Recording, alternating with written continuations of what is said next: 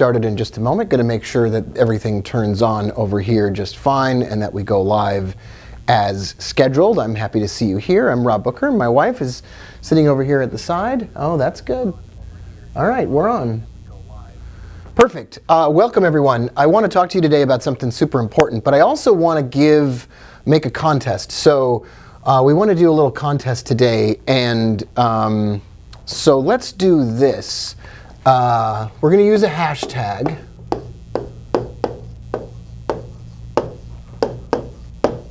And the hashtag is going to be trade less. And we're going to do this on Twitter today. So what I want to ask you to do is tweet the link to this YouTube broadcast, use the hashtag trade less, and then I'll pick a winner at random and I'll send $100 to your favorite charity. Once again, so welcome to the broadcast. Whether you could watch the recording or the live broadcast or whatever you want, take the URL up here at the top of the page, share it, use the hashtag TradeLess, and I will pick someone at random as a winner, and I'll donate $100 to your favorite charity, and I'll get in touch with you and let you know more about that. Okay. Here's the point. A lot of you have heard this once or twice or 3 times later before, that if you trade less, you make more money. It's great to have you here. My wife is here in the office today. It's great. She's like a built-in audience. You've heard this before, that trading less can actually lead to making more money, taking higher quality trades, feeling less stressed out, feeling less emotional. And you've probably heard before that the reason that day trading is so difficult is that it's highly stressful. That's all stuff we've heard before. You may have even heard the old Warren Buffett comment about limiting the trades that you take per day or per week or even per month. And sometimes people will do something like that. They'll have sort of like a, I don't know, like a punch card system. And you give yourself 1, 2, 3 trades or something like that, and then when you reach that limit, that's the end of it, and you know you can only take a few trades, and that's the maximum that you can take. And although this is interesting and it's somewhat effective, it doesn't really get to the heart of the issue. And today what I want to do in the next few short minutes is just say, first of all, thanks for being here, but second of all, there's something more than just limiting the number of trades you take per day or per week, per month, because I don't really think that that's necessarily the key. That's not really what we're trying to get at. Because what will happen in this instance is you'll walk away from trades that are really good, potentially, and you won't be able to take trades that are really good, or you might actually become so exclusive that you refuse to take trades that otherwise have some really great potential. And I don't think either of those things is a fantastic idea.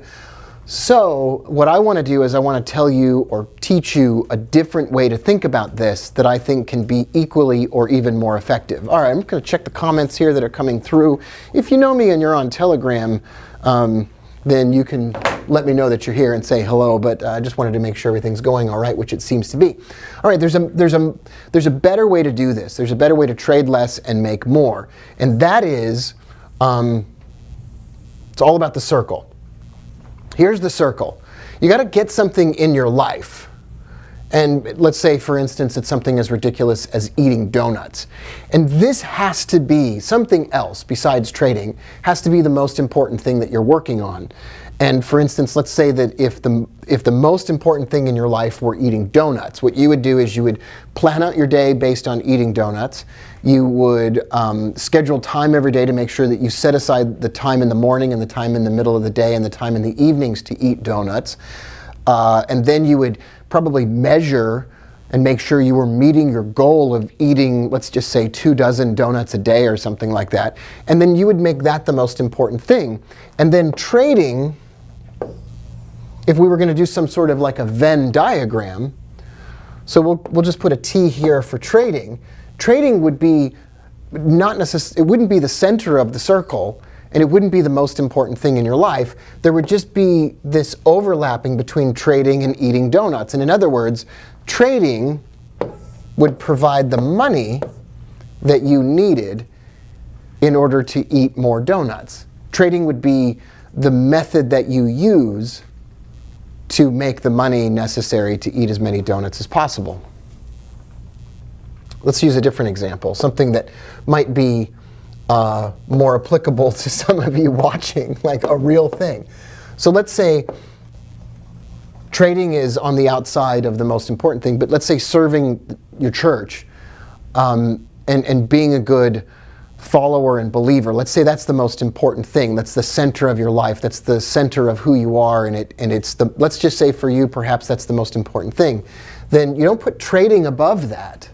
You put this thing at the center of your life and at the center of the most important things, and then trading is going to provide an income that will help you do this most important thing better. Or if we move on to something else, maybe being a great parent is a really important, or it's the center of what matters most in your life right now, or one of the things. And there can be multiple most important things in your life. That's just completely reasonable and not a problem at all.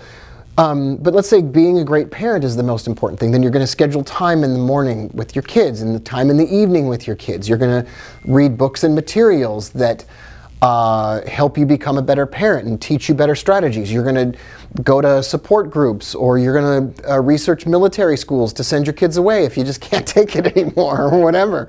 My wife are enjoying a whole week with no children right now, and it's amazing. But maybe being a great parent is at the center. But the point is, I mean, fill in the blank here. What is it that brings you the greatest happiness,